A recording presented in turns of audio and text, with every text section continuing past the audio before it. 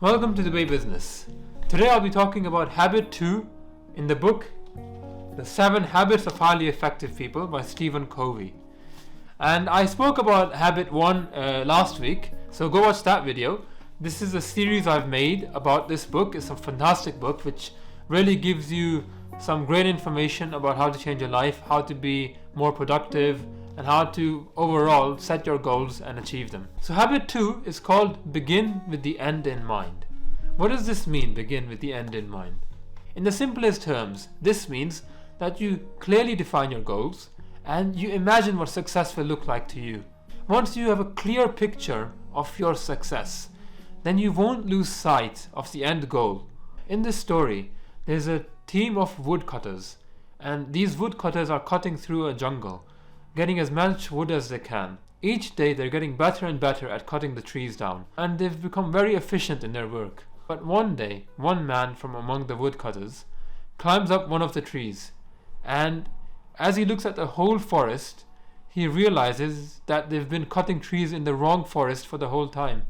This person who sees the big picture is what we call a leader. The leader focuses on the end goal, which is to get the right type of wood.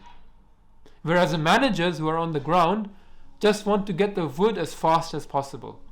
This is the difference between a leader and a manager. The leader makes sure that the team is following the right goals, whereas the manager makes sure that the team accomplishes those goals. Too many people in companies are managers, and not enough people are leaders. Even in our own lives, we are managers and not leaders.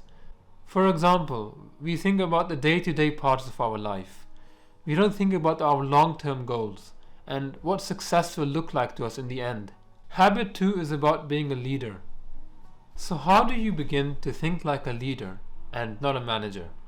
Well, the first step is to define your central values, your principles. These principles will guide you through life, and they'll help you to plan and manage your days and your weeks and your months and your years so that you achieve the goals that are really important. If you really want to know what's important to you in life, then try this mental exercise. Imagine that, God forbid, you have only 2 weeks left to live. What are the things that you'll focus on? How will you change your priorities? What are the things that you think are so important right now which will actually seem less important if you only have 2 weeks to live? What are the conversations and the tasks which you've been putting off, which you will now do because you only have 2 weeks left? Thinking about life in this way will help you understand what's really important to you and what success means to you. Because when we get caught up in the day-to-day running of our lives, we forget about the long term. We just see what's in front of us. And when someone climbs up a tree and tells us we're cutting trees in the wrong forest, or what we're doing right now has no impact on our long-term goals, we get angry at them and we shout back at them. We tell them, don't tell me what to do. I'm doing such a good job. I'm so good at this task that's right in front of me. Because we're so caught up in our day-to-day lives. And we're so fixated on what's in front of us. But when you think about your life as if you only have 2 weeks left, you'll begin to step back from your day-to-day living and think about what's really important. After you've thought about this mental exercise, then we can start to talk about what your real principles are, what your values are, what your morals are. Everyone has these things, even if you don't think about them. For example, some people are money-centered, and we know many people like this whose whole existence in life is just centered around making as much money as possible. If you're money-centered, then your own value, your self-worth comes from how much money you have. And anything that threatens your economic position or the economy in general or your businesses will have a great and deep impact on you. And anytime you have to make a decision, you'll always pick whatever makes more money for you in life. There are people who think like this. These people, they see life through money. And the problem is that their vision is limited. They can't see beyond. They can't realize what's important until it's too late. There are some people who are friend-centered, who just see the world through their friends. And the opinions of their friends is so important to them. Their self-worth comes from what their friends think of them. And their whole worldview is through a social lens. So they're always worried about what their friends will think of them. And they'll never take any risks because they don't want to get embarrassed in front of their friends. So their problem is that they're limited by their social comfort zone. They'll never take any risks or do something new. And all their opinions come from what their friends think. So they never think for themselves. There are also some people who are spouse-centered. Spouse-centered meaning they're always thinking about what their husband or wife thinks of them. Their feeling of self-worth comes from what their spouse thinks of them. And anytime they have a fight or an argument, it deeply impacts them. So I know this might seem like a good thing to do, thinking about your spouse. But the problem is that all their decisions come from what they think their spouse will think of them. And like the friend-centered person, they don't think much for themselves. And they don't really do things that will make them happy. Which in the end damages their relationship. Okay. So these are just some examples of things that people make the center of their life. And there's more examples, like some people are self-centered, others are work-centered. And if you really want to get something useful out of this video, then it's best that you spend some time thinking about what's the center of your own life. And maybe it'll help if you think about other people and what you think their center is. It can usually be a mix. It might not be that you're just money-centered or you're just self-centered or just your spouse-centered. It's usually that there's a mix of these things. And when you think about it, maybe you spend a few days, you'll get a better idea of what motivates you and what sort of things have a big effect on you and where you get your happiness and your values from. In the end, what you want to achieve is a principle-centered life. Principles which never change and which have existed since the beginning of mankind. Like be kind to others, like treat others as you wish to be treated. Other things as well, which all sort of popular religions preach. And why I say that these principles are so important to center your life around, and also Stephen Covey says this, it's because these principles, they don't change. And as your social situation changes, as the world changes, these principles remain unchanged forever.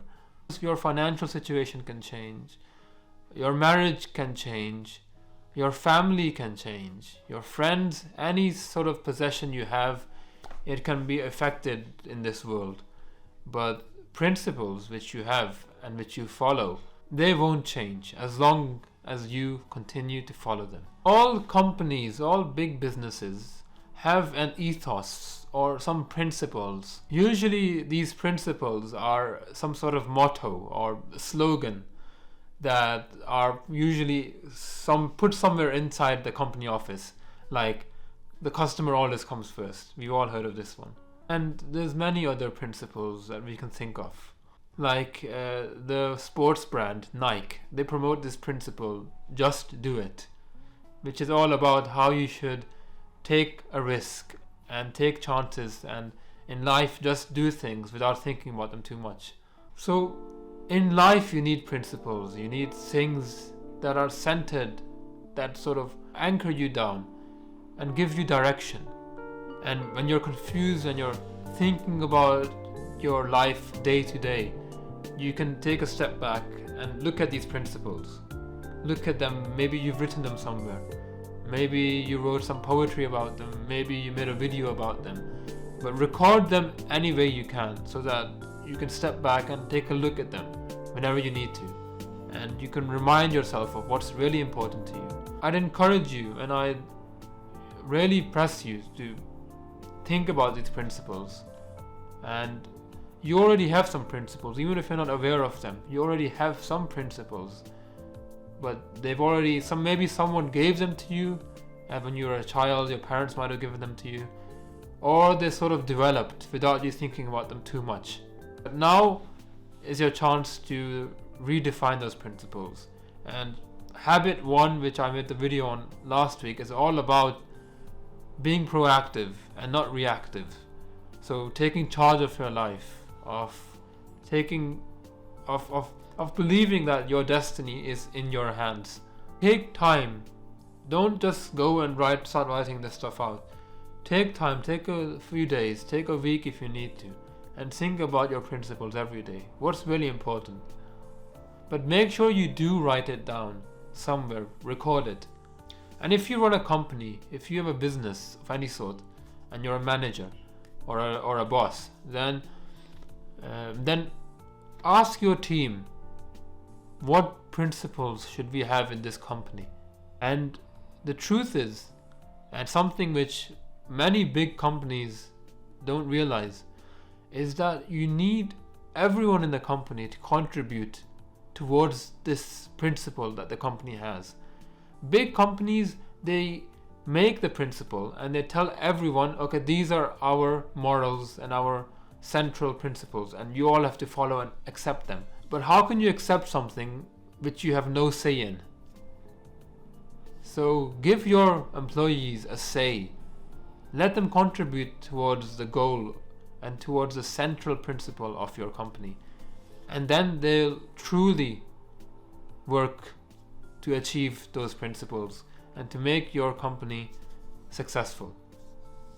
Whatever success you've defined, whatever you've defined to be successful. Thank you for watching today's video. I enjoyed making this video. I like this book. It's a great book. It's better than a lot of the other books I've read. And I've sort of written down my own principles. I'm currently reading Habit 3 and I've almost finished that. And once I do finish it, I'll make a video on that.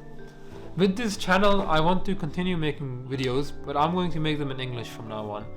And I hope you can understand me if you're from India or Pakistan. If you can't, then let me know and I can think more about how to communicate differently, or maybe in more easy words. So thank you for watching this video. Make sure to subscribe and like if it is helpful, and more importantly, make sure to think about your values.